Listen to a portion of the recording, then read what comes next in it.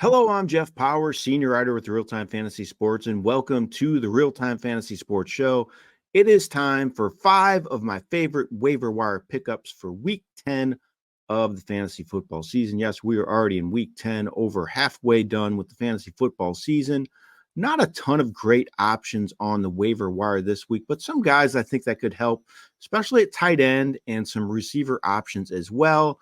So I'm going to give you those guys and good luck in navigating those waiver wires this week. I'm going to start at the receiver position, and Quentin Johnston of the Los Angeles Chargers. He is owned on about 36.7% of leagues on our site. He's been out the past couple weeks, but returned last week, had his first 100-yard game of the season in that game last week. He is a boom or bust fantasy play, in my opinion, but I think he could be maybe a little more consistent going forward. And a Chargers offense has had more success throwing the ball lately. I think that's very positive for all those options in the passing game, including Ladd McConkey. But Johnson's available in a lot of leagues, had a big game last week, certainly has a high ceiling in this offense. So I think he's a good speculative add for fantasy teams. My next pickup is another receiver, and it's Sterling Shepard of the Tampa Bay Buccaneers, owned on about 20.5% of leagues on our site.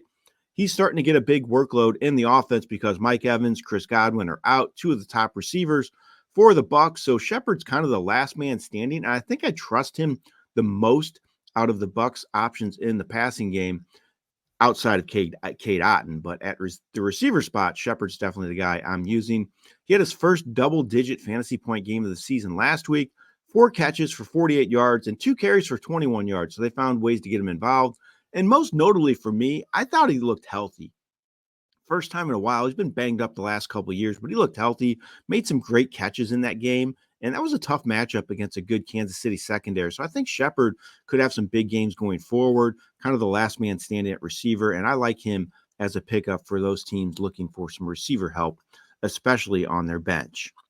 All right, my next 2 pickups, they're both going to be tight ends. And this guy actually made my list last week, and he responded with getting a lot of touches once again, and that's Taysom Hill of the New Orleans Saints, owned on 36.5% of leagues on our site, so still out there in about 2/3 of leagues.